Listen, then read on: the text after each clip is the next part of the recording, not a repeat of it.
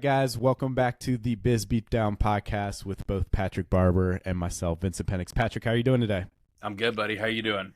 I'm doing great. I'm super excited about this one today. So today I'm just going to do a brief introduction, and then I'm going to let him introduce himself a little bit further. But he has scaled and sold multiple recruiting agencies. So today we're going to do a deep dive into really how to go about doing that, and any tips and advice he has on being able to successfully scale out your agency and eventually get it to the point where either you can sell it if you want, or keep it at a very good level. Let's put it like that. So today our guest is Reese Jones. Reese, how are you doing today? I'm incredibly flattered that I've been invited to do a podcast, an international podcast. Yeah, I was going to say, Reese, where are you from? Your accent sounds like Midwestern. I don't know. I'm thinking like Iowa or Illinois somewhere. Yeah, it's from the rainy state of Manchester in England. Got it. So think Man United, and we're up the road from Liverpool, so think Beatles. Everybody will have to get their atlas out and try to locate where that is. But yeah, yeah, cool. and I don't know the Queen. I just assumed you guys were friends, so okay. Yeah. So yeah, it's Manchester, England. Because I know you got a Manchester in the United States, haven't you? Do we? Yeah, you do. There's an awful lot of probably.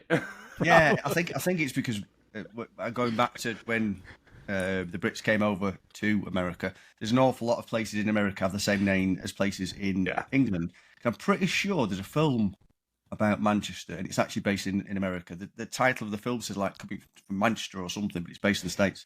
It's probably somewhere in the Northeast. It seems like that's where most of the places. I think it's a romantic film, so it's understandable you've not seen it. I haven't seen it. I was gonna say. I mean, that's It's not usually how I spend my weekends, but I could go check it out. I'm aware of it. Awesome. Well, the only movie that I'm aware of or that I've ever seen is Independence Day. That is UK United States related. No, I'm just kidding. Believe it or not, there's actually a Paris, Texas. Most people don't know that, but yeah. Anyways, we're going off the rails here really early on. Vince, get us back on track here. Yeah. No worries. Okay, so Reese, if you don't mind, could you give us a little bit of background? I think you started off as a recruiter, right? And just how you got into this industry, and what you've done since, and what you're really doing now. Anything that you feel like sharing that you feel like would be relevant for this podcast. Yeah, well, I got into recruitment by accident. Like I'm sure the vast majority of people do. Mm-hmm. I applied for an advertisement going back to when you applied to job adverts in the press rather than the internet. It was advertising for a sales job, and it was advertised by a recruitment company. They interviewed me, and they said, "You're too good for this job. Come work for us." So I worked for them, and I fucking hated it. It lasted 3 months, and it was just like Wall Street on acid. And it was just, I think there was 8 seats in the office, and throughout the 3-month period, there was only one constant person. People getting sacked on a daily basis. It was just ridiculously high pressure, alpha male, rubbish, all that kind of stuff. So I did that for 3 months, but I was actually really successful. I was arranging 4 interviews a day just by specking out the worst candidates nobody else wanted. But I just didn't like the environment, so I left that. I went off. I did selling steel for 3 years. But one of the guys I worked with, he used to keep coming back to me saying, "Go back to recruitment. You're good at it." And I said, "I don't like the stress. I don't like the pressure." And then after 3 years of being made redundant because the steel market in the UK was pretty shit, he said, "Come and work for us to see if you like it. Work, whilst you're looking for a job, come work for us." And I think I like the puppy dog clothes, because once I was in there, I couldn't get out. A bit like the Sopranos. Once you went out, suck you back in again. So I started doing that. I did that commission only for about 5 years. I made a shitload of cash. But I always wanted to set up my own business. I've always been entrepreneurial. So I set up my own business in 2000, and then by 2005 the business was going really well, making a lot of profit, but we kind of hit a plateau. So myself and my business partner took some time out, we had a sabbatical at Cranfield Business School, and did some studying there. And as a result of that, we then split the business into 2: one executive headhunters, one Elliott Marsh. Elliott Marsh was more construction based, renewable energies, whereas executive headhunters was, as you can probably tell, it was an executive headhunt business. But what was unique about it is it was pretty much all marketing led. We did no new business. It was all through inquiries that we got through the internet and various marketing routes, which made it pretty unique. And we're getting like 50, 60 inquiries from brand new companies every single month that wanted a headhunter. And because they've come to you because they want a headhunter, you don't have to sell the headhunting service. So as one of my clients once said to me, all you've got to do is turn up, and as long as you haven't got beans on your tie, then you're going to get the deal. And it felt like that. So it was more of a delivery business, but it's a marketing business. So fast forward another 5 years, and I'd got to the point where I just got a bit fed up with it. I wanted something different. I wanted to do something else with my life. I'd got to the point where I felt as though, okay, I've got the brand new Porsche, and I've got the big fancy house. I don't really need to work again. Why am I doing this? And I thought, right, I'm just going to get out. So I sold out of that. But before I was doing that, I was playing with the idea of Davidson Gray, which is what I do now, and that's helping recruiters set up their businesses. So what I wanted to do was utilize the experience I'd had of setting up and growing my business and all the mistakes that I made getting there, and help recruiters build their businesses twice as fast, twice as much money, a fraction of the stress, and almost give something back, which sounds a little bit altruistic, but I suppose it was to a degree. So I've been doing that now for 13 years, where I've been helping recruiters set up and build their own businesses. And that's gone really well. I'm absolutely loving it. Every day's a school day. I built one business that we sold within 18 months, which was that was for an unsolicited trade sale, which was great. A few of the other businesses, we've got to the point where they've bought me out for good money. And I've enjoyed a tremendous amount of sessions. None of the businesses I've worked with have failed. And it's something that I really, really enjoy, because you can never set up your first business twice. Yeah. But what I do now is I live vicariously through the people I work with. So when they get, the first £500,000 month or whatever, or when they get the first 10 members of staff or whatever, I'm buzzing off them, because they're, the euphoria these guys are having, and I'm having some input. So I'm sort of living in vicariously through their lives. So I feel as though I've got the best job in the world now, apart from maybe being a professional footballer or something like that. But no, I'm absolutely loving it. I do my own podcast, a little bit of a plug there, Reece Jones podcast. Just because I like sharing the experience that I've had, because during that initial 5 years, I'll be honest with you, I suffered a lot with stress. Because you guys will know that, if you set up a recruitment business and you're doing it on your own, you're self-teaching a brand new job that you've never done before with nobody to show you. So you're winging it all the time, and you're making mistakes, and you're used to running a desk, but when you're running a business, there's finance, there's marketing, there's operations, and there's so much new stuff going on all the time. And if you haven't got somebody who's been there, and if you add in the additional spice of the fact that if you're a successful recruiter, you're massively driven. So, you're massively driven for success. You push, but a lot of it is new, and you're trying to do new things. So I actually found it quite stressful. I'm very successful, but quite stressful. So when I came out of Cranfield, that helped a lot, because I understood, rather than trying to do it all myself, the smartest people in the room are the people that hire people smarter than themselves. So reaching out to non-execs, to coaches, to peers, and that sort of thing, and stop trying to be a smart ass and do it all myself.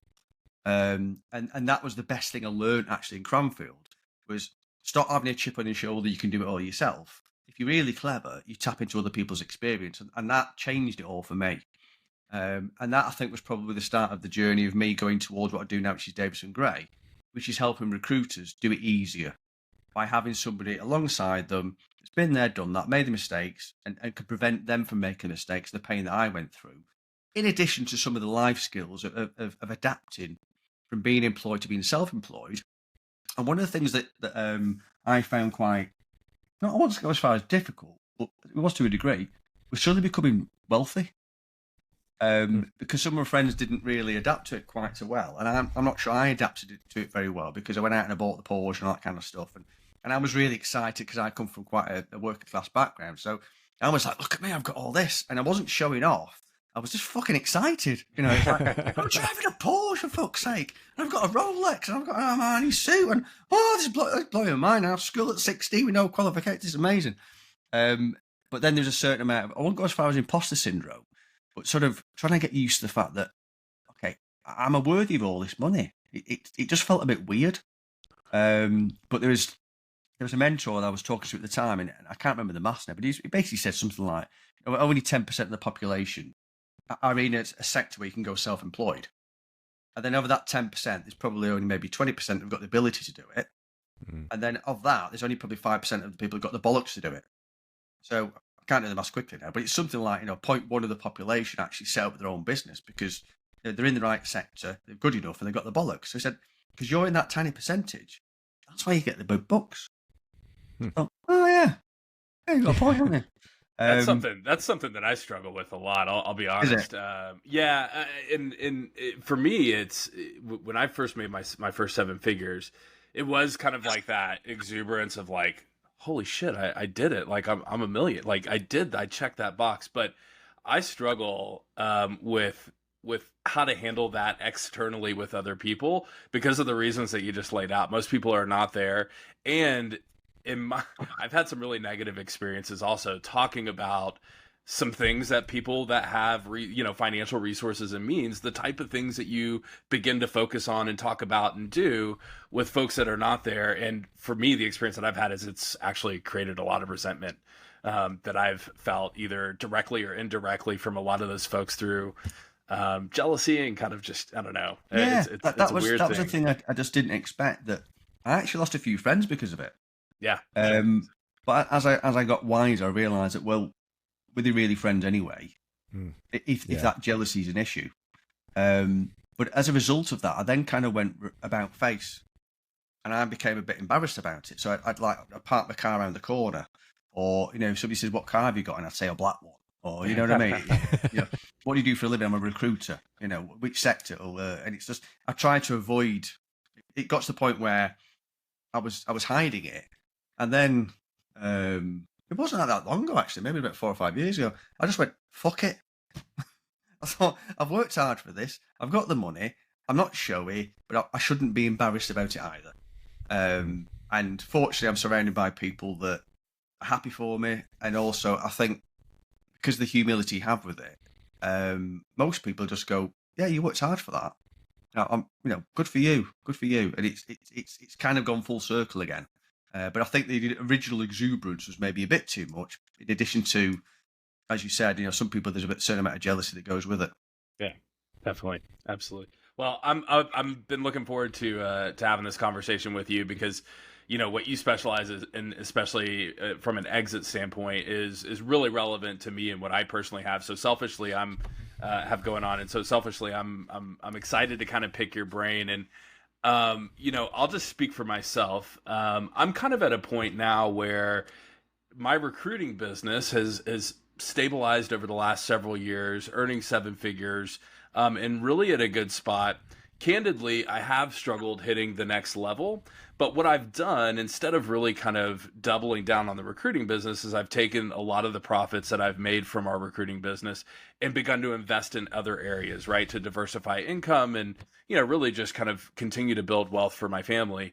And so through that process of getting into new verticals and, other business acquisition and this sort of thing, I oftentimes do think and consider the option of exiting my own business, but I really struggle. And I wonder, one of the first questions I wanted to ask you, Reese, is what are the most common reasons that you see people have that really drives them? That's the impetus for them to want to exit their recruiting business. For me, like, I love the cash flow, right? And so it's hard for me to part with even if I get a multiple and all of that, which I definitely want to talk more about. But for me, it's like, it's almost to the point where a time thing. Do I really want to continue to devote X amount of hours a week towards this? Or am I ready to just kind of cash out?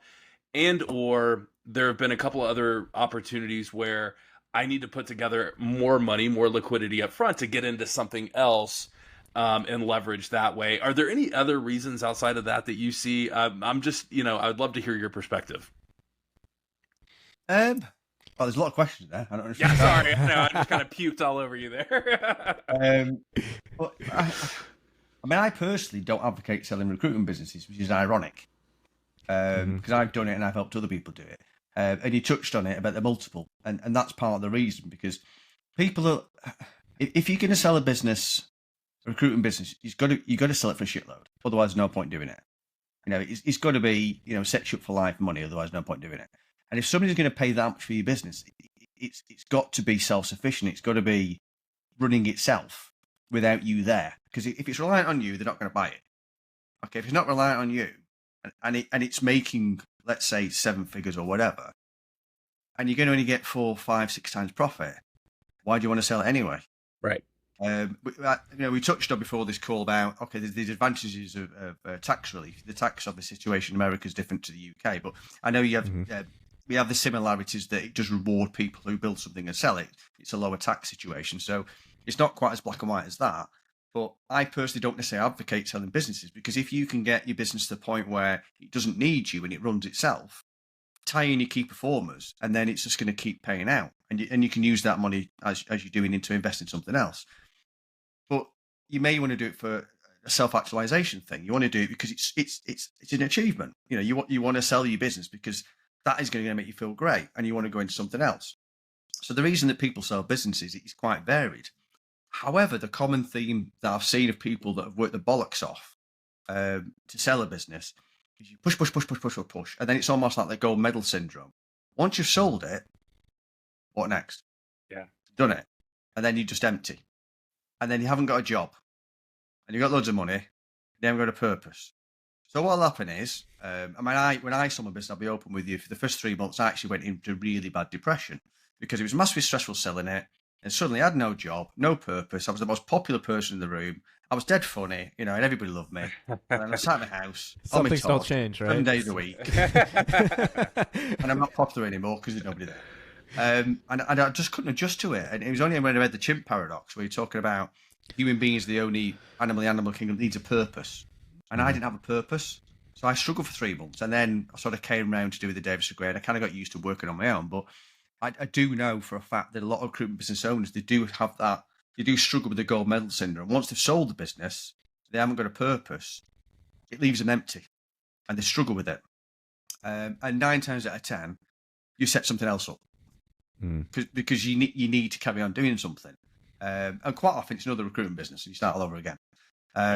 So my advice to people who want to sell the business is to think about what's going to happen after you've sold it, or maybe do a sort of hybrid of what you're doing, what you're doing actually, which is just harvesting the cash and using the cash to invest in something else. Because one of the things that I found, certainly going through Cranfield, is it's a lot easier to make money outside recruitment.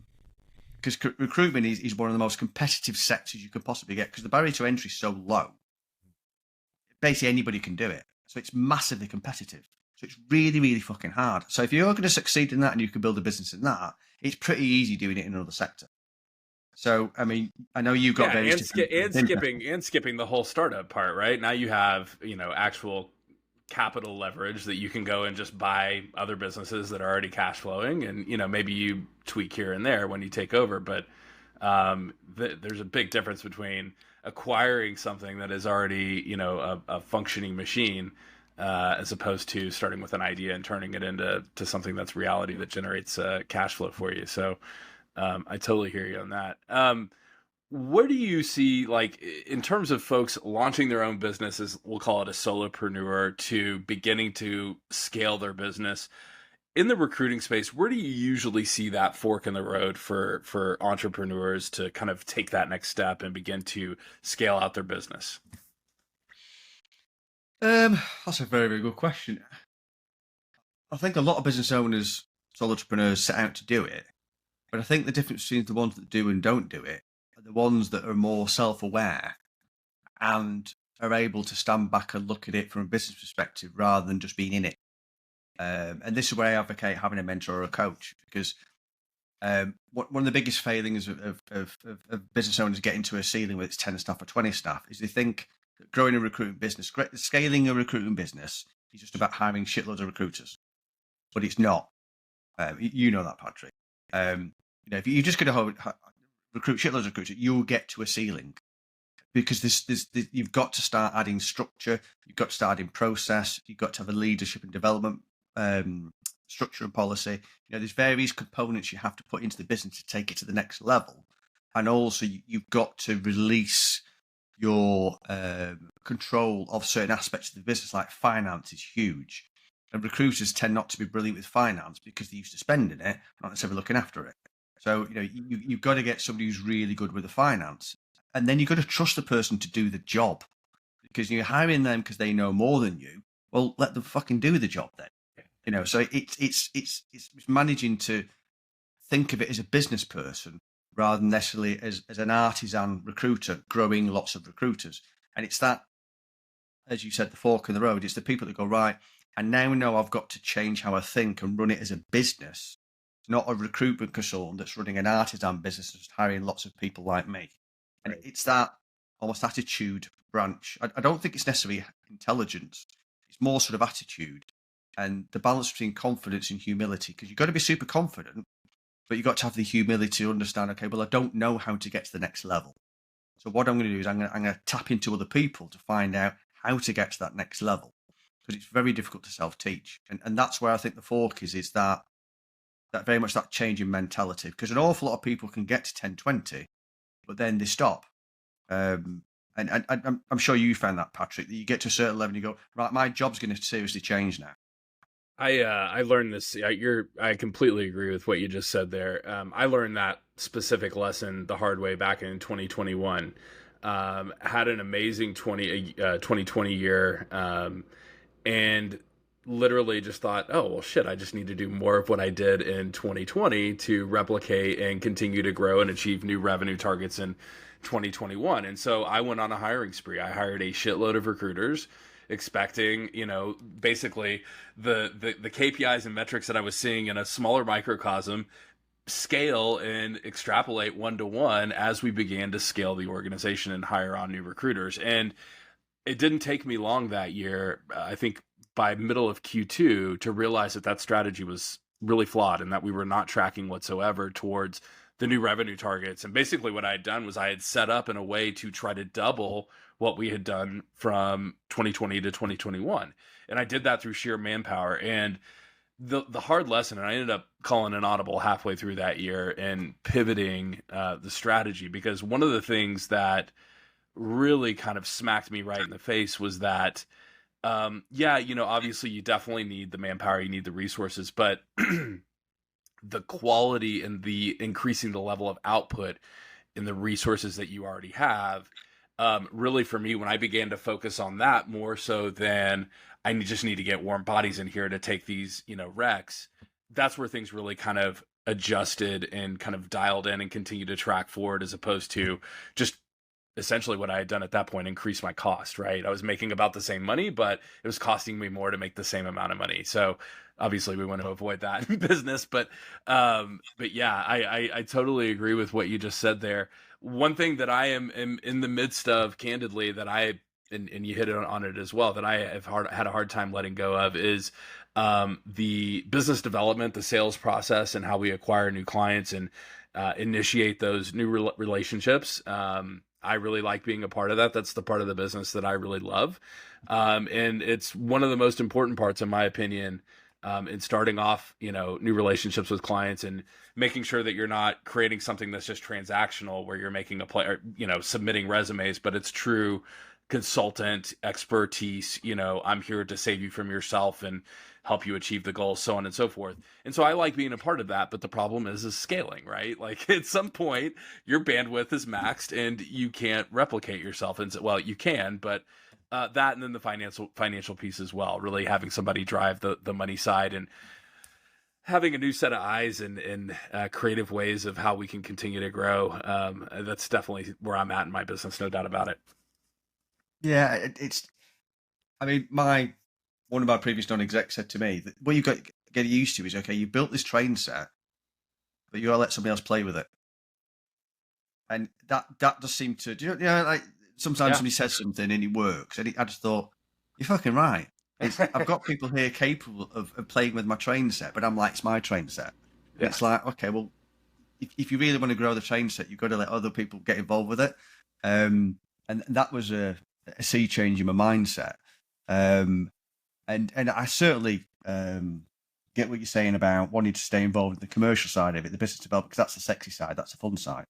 And you enjoy working in the business, but if you ultimately want to get it to the point where you're going to sell it, then you've got no option. You have to succession plan yourself so you're not in the business, because people aren't going to buy it if it's revolving around you. It's as simple as that. They're not going to pay multi-billions of pounds if it's revolved around you and you're not going to be there. So it is having that bigger picture decision as to whether, okay, do I actually want to leave the business? Because it can be the case. Like I said, I'm not necessarily an advocate selling the business.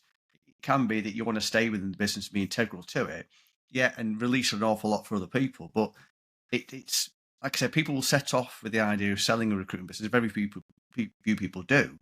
But I question, why do you want to sell it? Because I think that's the question that people don't ask, which is, okay, you want to sell it, but why? And it's that understanding why you actually want to sell it.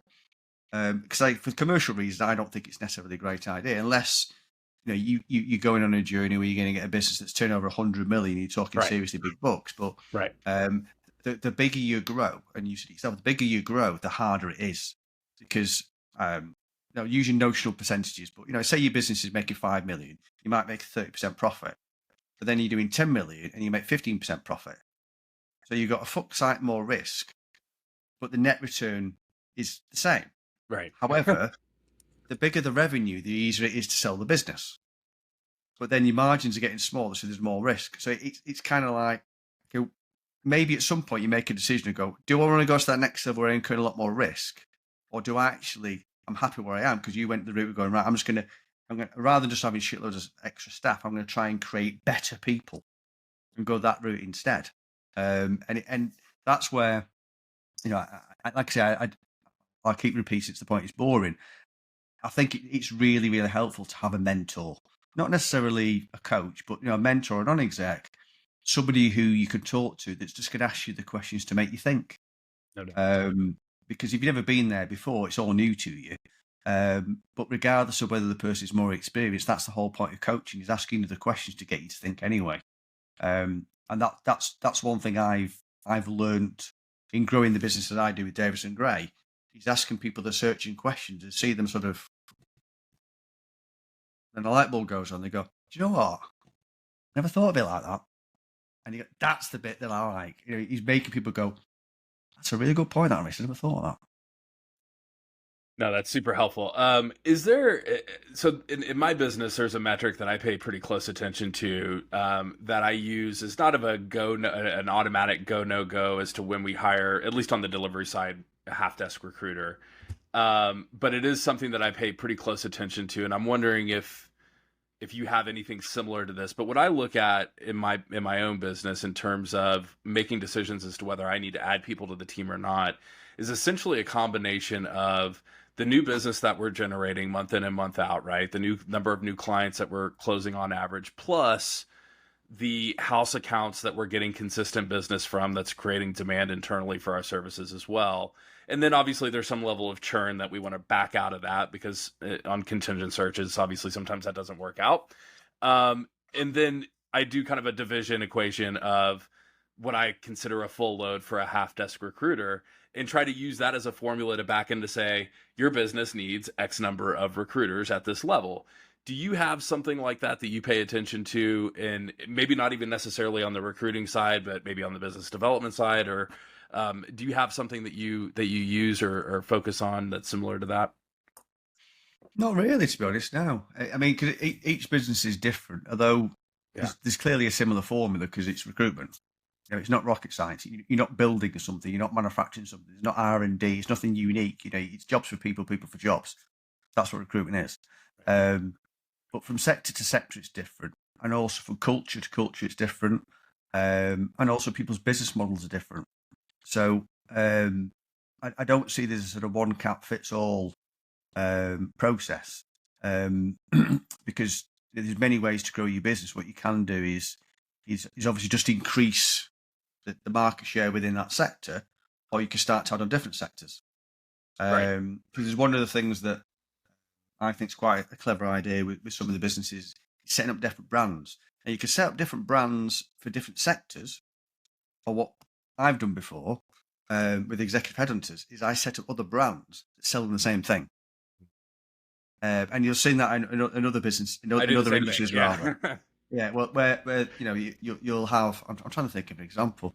I know in the UK, BT owns EE, so if I'm changing my broadband provider, I go, well, I'll choose in EE and BT, not knowing I'm actually buying from the same people.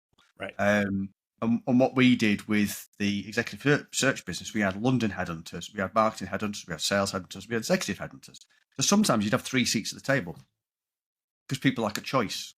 So there's that diversity of creating separate brands that maybe are going to appeal in a different way.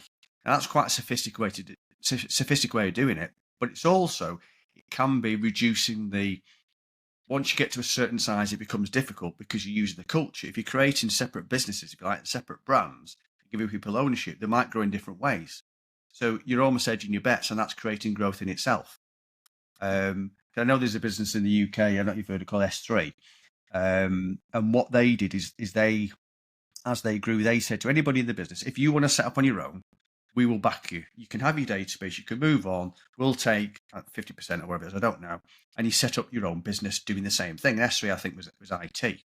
So basically what they ended up with, the whole IT market was S3, because all the businesses in it were connected to S3. So they pretty much monopolized the whole sector because they just kept getting these groups of other businesses that were growing outside it. And I thought that was a really smart model. Rather than trying to just have one behemoth where, because you've got multi-level management and you're getting people further and further and further away, and that's when it becomes a lot more difficult because you get the politics, you get the dissipation of the ability at the top, and it like I say, my personal opinion is the bigger you grow, the harder it is, and that's a different way of looking at it. So it is a bit of horses for courses.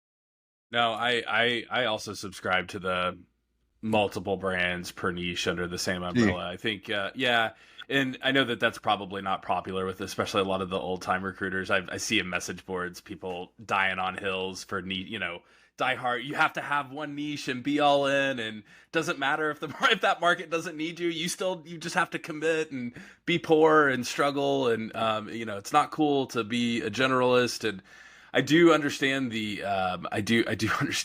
argument of niche versus generalist, but the reality is that there's a cyclical volatility industry to industry, and if you're completely leveraged to one audience, you're going to ride that wave with that industry. And so we've seen that play out over the last couple of years post-COVID in a bunch of different niches. And so I do subscribe to the diversification where you do need to be fishing in more than one pond, probably.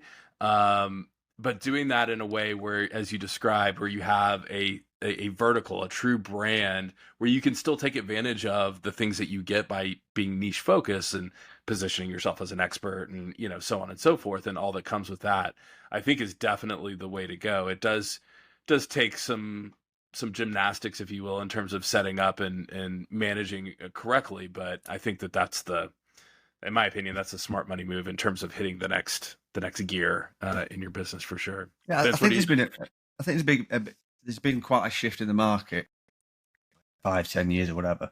Is that the customers want to buy from specialists now? Yeah, they don't want to buy from generalists. Right. So you've always got to react to the clients. It's not what you want; it's what they want. And if they want to buy from specialists, you've got to give them specialists. So if that means that, again, similar to the BTEE, scenario. It is yes, you're moving into different sectors, but what you don't do is necessarily have different divisions in your business. You create a new brand. Right. So it can just be a trading as, but the point is, if you're going into IT, the branding and the approach has to be very different to if it's FMCG. So, if you're trying to have a business that does FMCG and IT and, manufacturing or whatever, clients aren't necessarily going to warm to it. It's going to be different cultures, different approaches. And my personal opinion is if you are looking to expand and go into different markets, it is going for that mini vertical businesses that are ran specific to those markets. And I think that's a much smarter way of doing it. And I think the generalist route, there's very few businesses now that go that way. And also, if you can go an easy way, you go an easy way, don't you?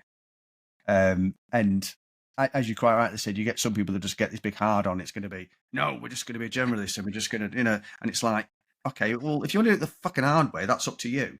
I'm going to do it the easy way.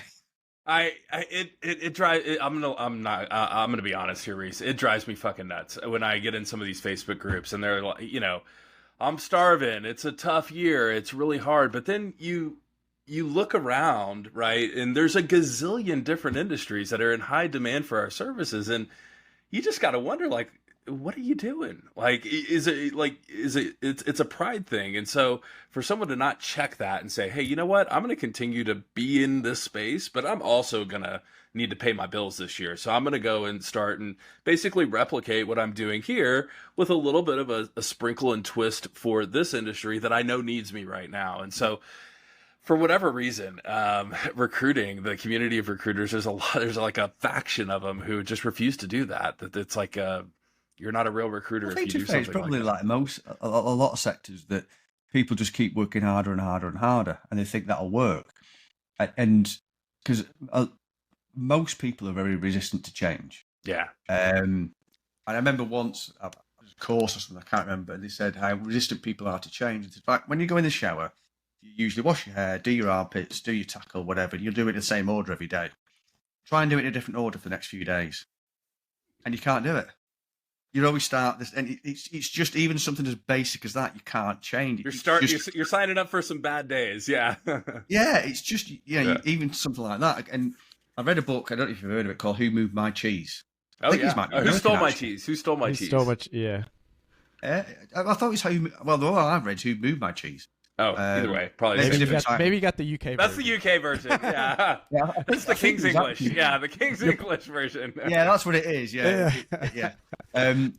So yeah, you're familiar with it, and I read that, and not wishing to do a spoiler if anybody hasn't watched it, but yeah, it was originally written by two guys who wanted to write a sort of personal self-help book, take the piss.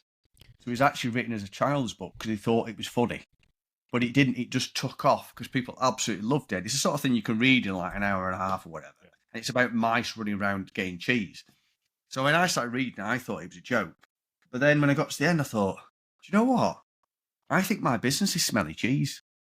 And I really do think that as you said, what I've been doing is working harder and harder in a sector that's changing rather than going, okay, this sector's getting a bit tough. What I'll do, I'll just move sectors.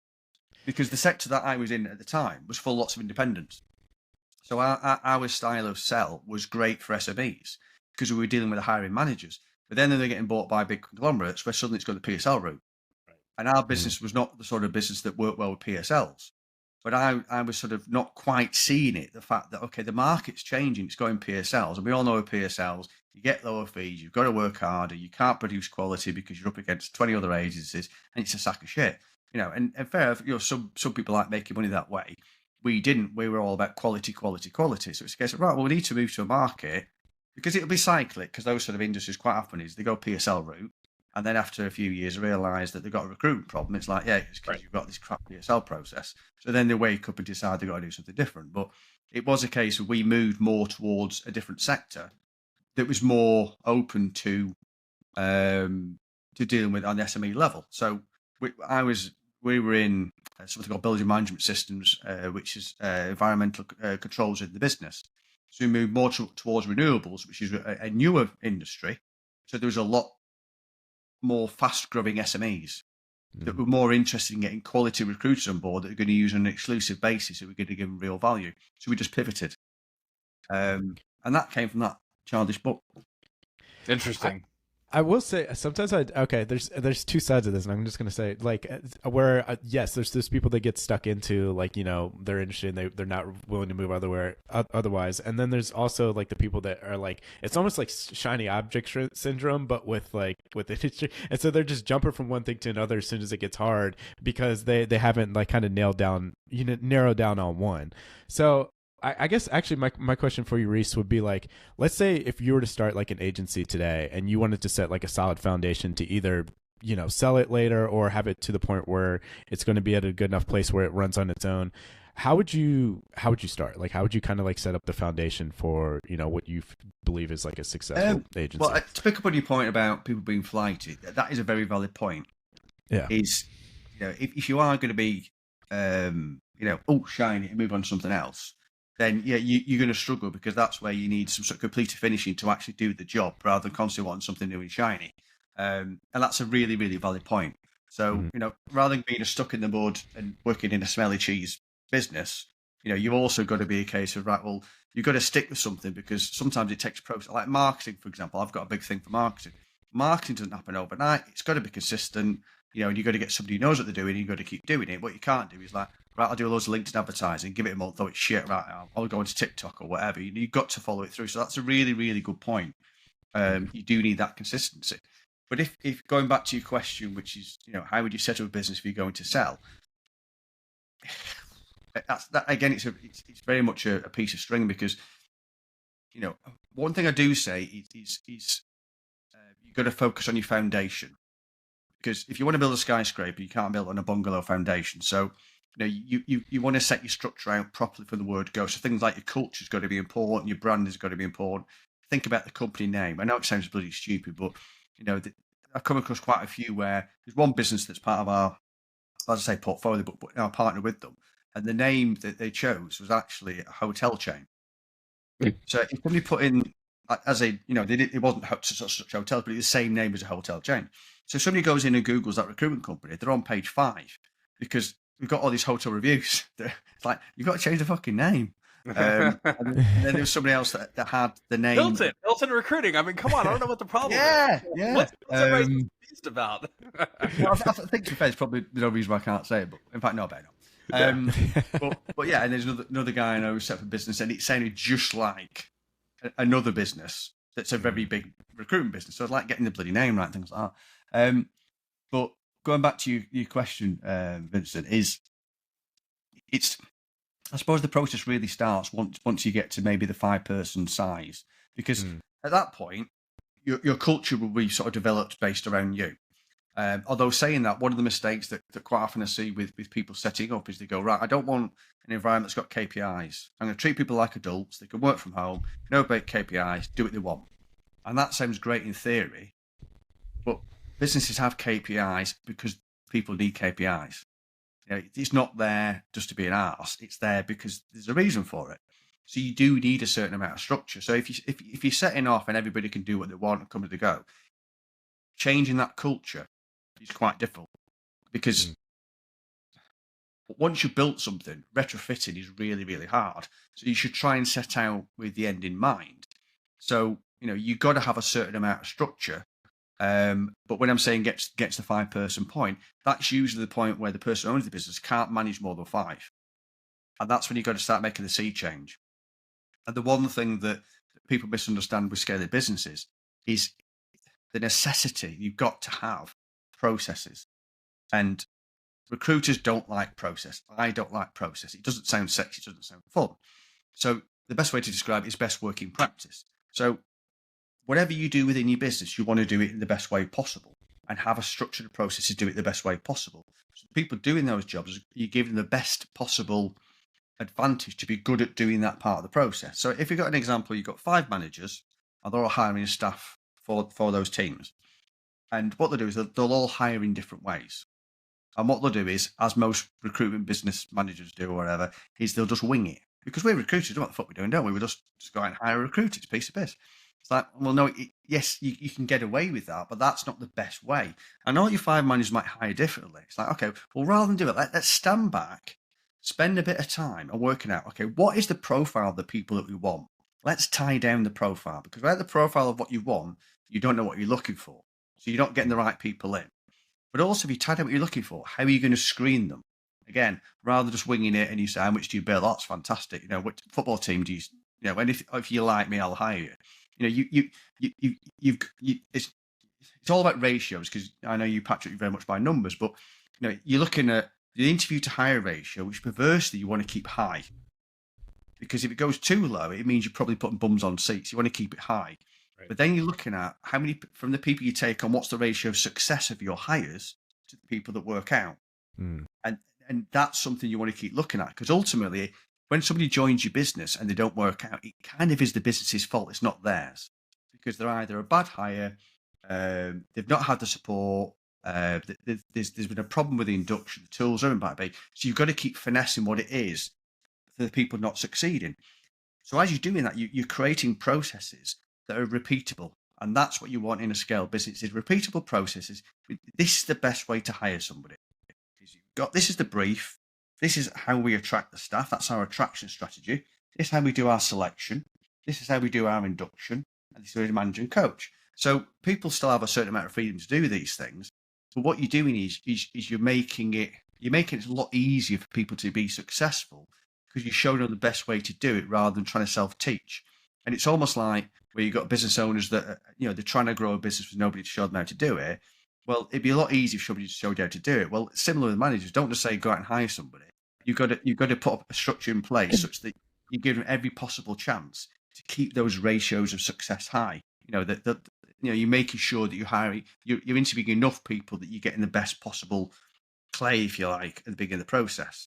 Then the selection is right and everything, and you're constantly monitoring that. But as the business grows, he's reassessing it, because there's one thing that I was taught early on, which is when you're looking at a startup, the person that you hire, you want somebody that could probably work in a small environment that isn't super process driven. Because I know from my mistake where I hired somebody from a really big recruitment company that was a super biller. They came into my SME size business and they were shit. They couldn't bill for toffee. And the reason they couldn't is because they were used to working in a big business with a fantastic database, great processes, and lots of people that can bounce names off. And they sat there on their own without the database, without the people to bounce off, and they haven't got the same tools. And they were great in that environment, but not very good in this environment. So early on, what you're looking for is one style, but then as the business grows, you're looking for something slightly different. So when you're asking the question, Vinny, about how do you set up, a small business, that's obviously jumping ahead to where you're going to be, but it is that if I'm mentoring and coaching, which obviously I do the people that are setting up, it's very, very, very early on. You're behaving like the business that you're going to be. So you have proper ways of doing the pipeline, proper ways of doing your KPIs, proper ways of management, using the database properly. And there's certain working practices that everybody does, and there's that repeatability to make sure that everybody is successful because they're doing it the best way possible with a certain amount of freedom, but it's having that uniformity to make sure everybody's performing, rather than the mistake I made, which is just keep hiring people, and you'd have 20 people in the room, or they're all recruiting in a completely different way.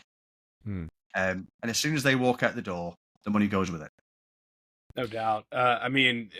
You're spot on with the importance of standardization in your processes, but repeatability and consistency and all of that. But the other thing too that I really love as a manager, as an owner, and someone who is responsible for making sure that people are hitting those KPIs is that, if you have that defined, if you have the process laid out, you have the KPIs and the benchmarks that they should be hitting, it makes it really easy if they happen to start not hitting a KPI or a benchmark to immediately identify where they're probably missing the gap. So like, for example, if let's say they're hitting their KPI on the number of internal screenings that they're doing from their sourcing activities, but they're not converting to an actual presentation to a client of a suitable candidate, well, then I know a couple of things are probably amiss. Either their candidate market map is not dialed in, right? They're talking to the wrong people and they're just not qualified, or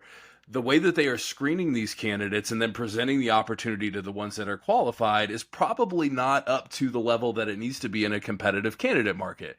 And so I know immediately I can go to those two things and review that with them and figure out, okay, yeah, you suck at, you're not screening, you're not selling the opportunity to the people, or your candidate market is shit, right? You're reaching out to the wrong people. And so it's easy to go in and quick fix the things that are broken to get things back on track, which in my opinion, any best-in-class organization, that is present within what they do, right? Their ability to see the whole board, know when things are going, sideways, jump in immediately, know how to fix it to get back on track so that their client, right, ultimately doesn't have that impact, right? Their experience, the client that the experience that the client is having working with them is tits, right? It's as good as it's ever going to be because they're monitoring these things proactively.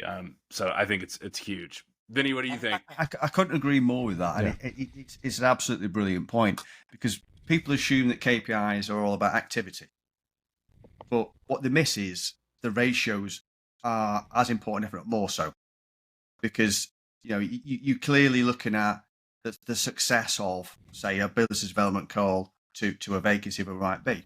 And you're absolutely right that, if you know why you're successful, if those numbers change, let's go back to it and see what has changed. but also if you've got sort of a consistency of conversion throughout the business, if somebody's conversion isn't as good for that particular specific exercise, it's a training need. So you're quite right that you're using your KPIs as much for a training situation and a best in class than you are necessarily to try and create more numbers. You obviously want to get the balance between the two, which is maintaining the activity. Just because you're good at something doesn't mean you can do less of it. What it means is you'll get more successful results for the same level of activity. So you maintain the activity, but become better at it. But that you're absolutely spot on, and it's one of those things that very few people I see actually it clicks, which is you're using your ratios for a reason to improve somebody and to increase their ability. But also, if things stop going right, you see it quickly. Because rather than waiting until the billings on the board has changed, or whether it's the cash in the bank that's changed, if you're seeing the initial numbers, because let's say your recruiting process from your first call to actually the money in the bank might be 5 months. Rather than waiting until there's no money in the bank, it's right at the beginning. You go, there's not enough calls being made, and the ratios from calls to successful candidates, successful vacancy aren't as good. You're catching it quick. You're not waiting until the end result. And that's again, it's more of a mindset thing that people have got to get their head around, which is KPIs are there for the benefit of the business, for the quality and for the management information, and it's not just to beat people up to make more numbers. I couldn't agree more, Patrick. It's rare that you speak to people that actually they've cottoned on that is the bedrock of your business, is using it for the skills and the training, and also for the insurance, if you like. If things start going wrong, then you know why they're going wrong.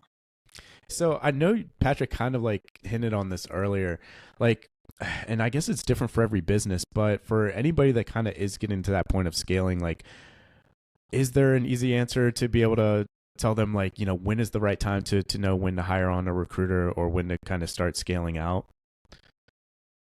Okay, so yeah, it's like it's a tough one, because it's like, I guess every business is different. It is a certain degree a piece of string, because I think part of the issue I have, certainly with the small businesses, it's appetite for risk. Yeah, some people are reckless, and some people are anally cautious. I mean, there's one business that I'm working with now, and he was waiting for his first hire, because it's like, is once you get your first 2 or 3, it's a lot easier, but getting your first hire is the hardest one, because he wants to join a one-man band. And he was telling me about this guy who'd left a previous business that he knew that was a great biller, and he'd agreed to join somebody else. And I said, would he be great for your business? Oh, it'd be fucking awesome, yeah. It's a shame you missed out on him. I said, has he joined yet? And he went, no. So why the fuck aren't you talking to him? Yeah. What do you mean? I went, well, just because he's agreed to join. Fucking speak to him, for God's sake, man. I said, your first hire, if it's somebody you work with, somebody who knows a biller, that's the safest bet you're going to get you further. Go and get him. So anyway, he got this person, took him on board, and then in the space of 2 months, he's hired 4 more people, because it just sort of gave the momentum and the confidence to keep going. And sometimes it can be that nervousness is one thing, but then conversely, I've had people that they haven't got enough money to fund somebody beyond 2 months, and they're taking somebody on straight away. And in this case, no, you kind of got to financially make sure you're ready, and also you've got to work out what is your first hire going to be. Because my personal opinion is, for your first few hires, if it's people that you know, but not that that you're your mates, but they're going to perform, you've seen them perform, and they're going to fit the culture, that's the safest one. If you're going out for an existing recruitment consultant that you don't know, that's one of the riskiest. So the next safest would be taking on maybe who's going to be somebody who's going to be a resource or a trainee, because obviously they're only doing one job, a small job, which is just finding candidates for you. So what you could do is you could train them up that way. So getting your first few hires, to me, is far more difficult than it is for the next 5, 10, 20 hires. It's getting that critical mass, which is the difficult thing. And it can be, for me, the make or break whether a business is actually going to make it or not. Because I find if you don't manage to get 1 or 2 people the first year or two, you start to stagnate, maybe lose a little bit of the motivation. And before you know it, you're turning into a lifestyle recruiter, and you're billing a bit less because you haven't got the peer pressure, and you're working on your own. And before you know it, it starts to go backwards. So, regardless of the question of scaling up, there's very few people can work on their own and just stay as a lifestyle recruiter. There's very few do that. Eventually, they'll not bill enough, or they just get pissed off or depressed or whatever it might be. So it is taking that leap of faith soon, But when you're financially ready and you've done some sort of sales forecast, some sort of cash flow forecast, so you know exactly how long that person's got to work out. Because the other thing that I see where people can fail, and I refer to the slot machine analogy, which is a bit out of date now because people don't use slot machines. But it is that chasing your losses. You take somebody on and you've had them for 3 or 4 months and you think, right, well, that's cost me 20 grand or whatever, or 10, 15 grand to pay that person. I don't want to lose that money, so I'm going to keep betting on them to make money, because all they've got to do is make one placement. Yeah. But they might month before, they might make one, so they get under the, and then not make one for another 2 months. Before you know it, you're holding on to somebody that's clearly not right. And it's having that ability to go, no, I'm going to cut fast, I'm going to cut quick. Because one of the biggest costs in recruitment businesses is failed hires. And also it's the length of failed hires. And it's coming back to your example there, Patrick, of looking at ratios, is find that the first few months, if the quantity of activity isn't high enough and the ratios aren't good enough, you need to cut quick, because numbers don't lie. They might be the nicest person in the room, they might have a great attitude and all the soft things, but you're judging by numbers. And if you're looking at the numbers and the people aren't hitting the activity, they've got to go anyway, because activity is down to motivation. How many times you pick up the phone, that's down to you. If you're not prepared to pick up the phone enough, then your attitude's wrong. You're out. But if the ratios aren't right, then fair enough, you've got to look why. See, as a business owner, if there's an issue with a coach, the trainer, or the manager. But if inherently there's nothing you can find, you've got to cut quickly. And it's not a case of being ruthless, because ruthless is it's a negative term, but it's not. It's just it's looking after the business, but also you're a steward of the business. Yeah, it's your responsibility to make those decisions. Yeah, you look after the environment, and if you've got people in there who are struggling, it's not good for them. It's not good for the other people in the business, but also it's not good for your bottom line. Yeah. Yeah, I mean, and that's kind of the beauty of recruiting too, right? Especially if you're hiring someone who is supposed to be experienced and, be able to come in and hit the ground running very quickly. I mean, that runway, after about 2 months, if there's nothing happening, then, yeah, you know what you got, right? Someone that's a little younger in the game, obviously, maybe that's a little bit different in a dynamic. I do want to kind of stay on this topic, though, and maybe this is a little controversial, but I definitely want to get your take on this, Reese. VAs and their place in recruitment businesses. I was going to say. A lot of people, and I personally have used this strategy. I don't currently and haven't for a while now, but I have at one time used VAs to scale my business. But I have a certain opinion about that these days. And what is a VA? I'm not virtual familiar. assistant. So like hiring a recruiter from the Philippines or, South Africa or wherever. A lot of people will use that as kind of a shortcut or a cheaper version of, hiring on resources, especially on the delivery side of our business. Is that a trap these days, do you think? I've never seen it work, to be honest. It should work, because if you could employ somebody in a country where the average pay is a lot less, let's say you're going into a third world country and you can get somebody for buttons, then it seems like it's a smart idea. However, I've yet to see it work. And why that is, I can't put my finger on it, but many of the businesses I've worked with have tried it, where they've gone out and they've looked for resources in, say, Africa, which is, that's a popular place for your virtual resources, or in India or wherever it might be. And what quite often we find is you're getting these from bigger businesses rather than necessarily individuals that you just find off LinkedIn or whatever. And what they'll do is they put the good person on first. So they hook you in and think, oh, it's quality this. And then what they do is that good person will go to another account and then they give you something that's not so good. And the ratio starts to dip down until they're not really performing that much. Because we did have one of the businesses where they've got this person in that was managing to find, and I'll say 10 candidates a day, and they're paying them, working out something like 50 quid a candidate, which was a fantastic return on investment. So that seemed to be going on. And then I went back to the person and said, oh, that person you're using, can you tell me the name of the company so we can maybe, because one of the other businesses wanted to do the same thing. He said, yeah, she was great for a month and it's gone to shit. And we tried somebody else in there. It just hasn't worked. And it just, I've never seen it work. I'm not saying it can't work, and I'm sure there's businesses out there and virtual assistants that are fantastic, but I think it's difficult to find them, and it's a bit more of a minefield. And clearly with any part of your growth strategy, you're looking at risk and return.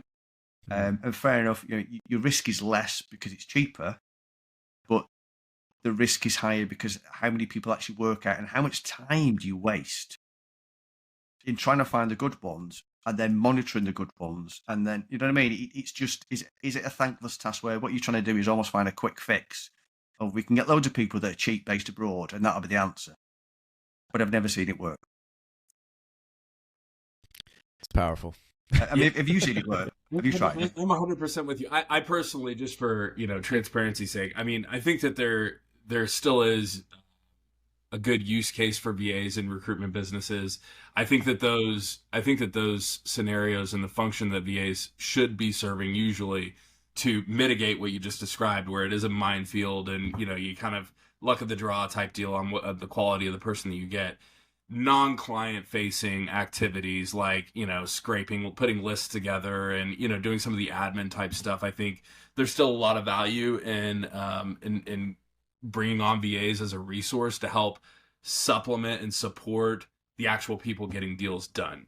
And I think that that's where the risk really comes into play with someone offshore. In my own experience, the biggest gap that I have seen that makes that a thing is the cultural difference. Even though their English might be awesome, their ability to connect and build rapport with candidates, to the point where you can have conversations with candidates. I'm really big on uncovering the pain points that candidates are going through, right? What is the impetus for you to make a move? I need to know what that is. So one, I know if this is going to be a fit for you, but also two, if for whatever reason you decide to go a different route or consider a counteroffer or whatever the case may be, I have something I can lean on and refocus you with. Like, hey, Reese, remember you told me how important it would be to get 20 hours a week back at home with your kids and wife? Is it really worth an extra 10 grand a year at the shitty job that you've been at for the last 10? Like that sort of thing. And so in my own business, oftentimes those are the types of conversations and things that have to happen from a recruiter with a candidate in order to get them across the finish line so an invoice goes out. And that's a gear that most VAs, in my experience, just don't have. And I think that's where the risk is. And people, like you said, it's a cheap alternative. So people are naturally drawn to that because they see it as less risk. But you hit the nail on the head with the time comment. You can spin your wheels for a whole year trying to find the right VA and spend the same money that you would have spent for the first 2 or 3 months on someone legit that could immediately start getting billings up, getting invoices out the door, so on and so forth, so that you could hire more. I think it is a little bit of a trap, especially for newer recruiters who are not dialed into the nuance of that arena, for sure. Well, I'm a big believer that because, as I said before, recruitment isn't exactly a sophisticated business model. Yeah, right. Is if the answer was that, somebody would be doing it. I would know businesses that have a very successful structure where that happens, and I don't know any. Yeah. The only time I've ever found it to a small degree successful, where literally just mining, all they do is mining job boards and giving you CVs, and that's about as far as it goes. Yep. Because for the reason that you said, the initial contact, the quality, the rapport, all the quality stuff, you can't necessarily get from a remote person. You can't ensure that they're doing it right. It's too high risk. So just outsourcing maybe the CV mining is one thing, but I think the advent of AI is kind of removing that anyway, because we can't deny AI is going to have an impact within recruitment. But in saying that, when job boards came out, CV libraries, everybody said that's going to be the end of the recruitment industry. Well, that was bollocks, wasn't it? It's AI. Yes, it should be able to help your business in a lot of ways in areas that you can scale to a descaled basis, but you can't remove the human aspect. So AI will make a difference, and I think AI will replace some of that mining aspect. But who knows where AI is going to go? I mean, it could be, we're all being taken over by computers in 10 years' time, But yeah, I think businesses have got to utilize as best they can to keep up with AI, but you're never going to replace people talking to people and the people aspect. You can only add tools to make them more efficient and maybe take out some part of the sweat work, but you're never going to change that. Yeah, good VAs are few and far between. I did see a podcast purely on. I was going to say we could definitely go down that rabbit hole for sure. Yeah, How are you using AI in your business? Yeah. Yeah. No, it's. My own personal opinion is it sounds fantastic and it looks like it could be really scary and change the whole recruitment industry. But I think we've been here before lots of times, and it'll alter the way the recruitment industry works. But I don't think it's going to be a cataclysmic change. I don't think it's going to radically change things. No, I mean, well, I can just speak for the way what it's done for my business and how I'm using it. I mean, I think one of the biggest impacts is obviously the efficiency of how we operate and the things that we do, right? Doing more with less time and fewer resources is definitely an impact, I think, in my own business that I've seen on the personalization and our ability to market to market segments that are in need for our services, and cutting through all the other bullshit that other recruiters are sitting out there that's been a massive improvement in my own business. And I suspect that will probably continue to become more of a thing. And I think it'll affect different markets in different ways. Because if you're looking at your low fee stuff, like say you're looking at drivers or pickers and packers, then it's even like just using basic chatbots. You text somebody could be interested in this job, and then it's automated to the point where the person is, verified they are interested. Then somebody gets on the phone. So the lower level stuff, then yes, AI is going to be more important. But the further up you go, the more professional services, then it's going to have less and less of an impact because it comes down to all the reasons that you've said. Yep, no doubt. No, I agree. I never need to, with AI. I'm not trying to have an entire podcast about AI right now. We could. Yeah, but all you got to do is watch Terminator, and then you'll shit yourself. There was a company that I used to work for. I used to help sell software for drug discovery. It was actually based out of the UK in Cambridge, and maybe we'll take this out of the podcast. Maybe we'll leave it in. I don't know. But we were talking about AI one time, and they were talking about using AI for drug discovery and being able to do that. And this guy that I was talking to, probably one of the most brilliant people I've ever met. And he worked, he would help advise for Pfizer on different medications and everything that they were designing. And one time we were in it off like having coffee separately, just him and I, and he goes, Vincent. And he's like, everybody here is going to talk about AI during this conference, but it's just like sex in high school. Everybody loves to talk about it, but nobody has any idea what they're talking about. Yeah.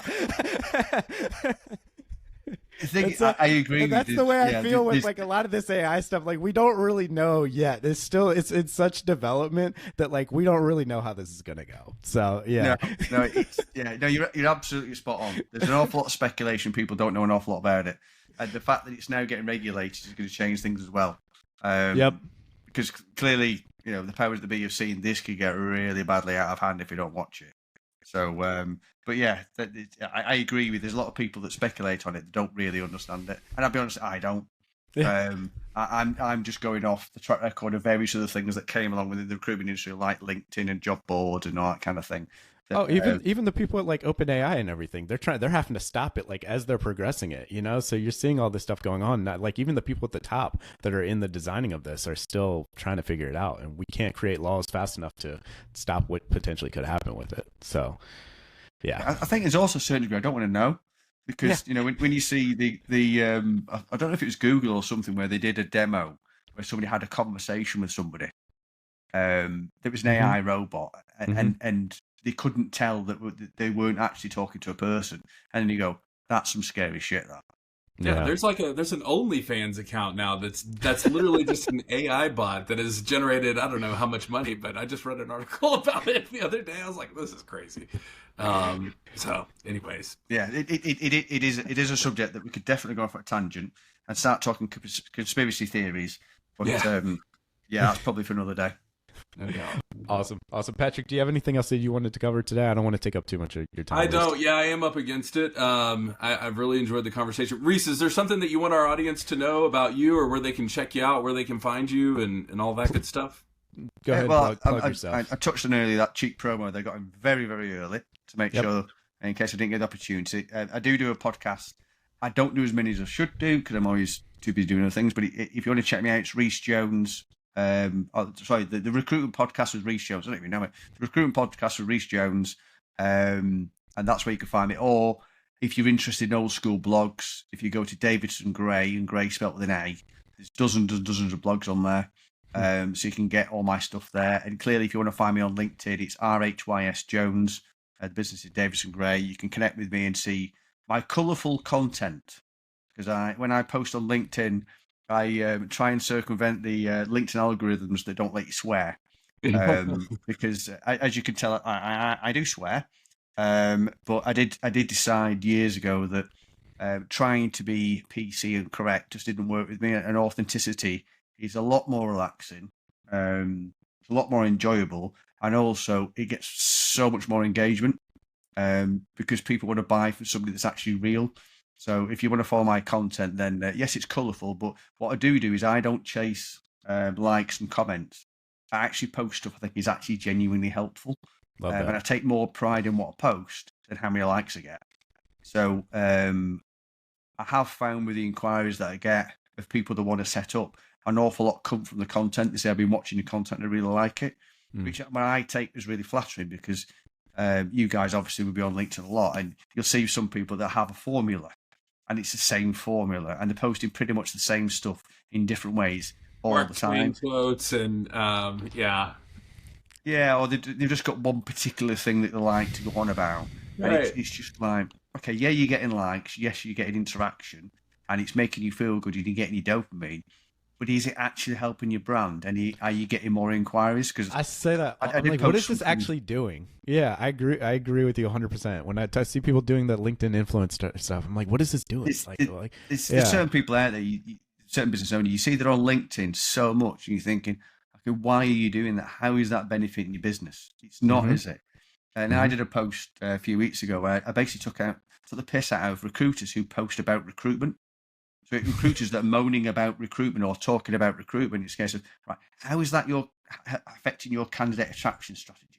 How many of your clients want to buy from you? But all you're doing is you're talking about recruitment and getting likes and comments from recruiters. That isn't your market. You're just playing on fucking Facebook and Instagram, really, aren't you? You're just doing it because it's your social media. It's not making you money. You know, if you want to make money out of LinkedIn, then you should be doing something that's getting interaction from your target audience. And other recruiters aren't your target audience.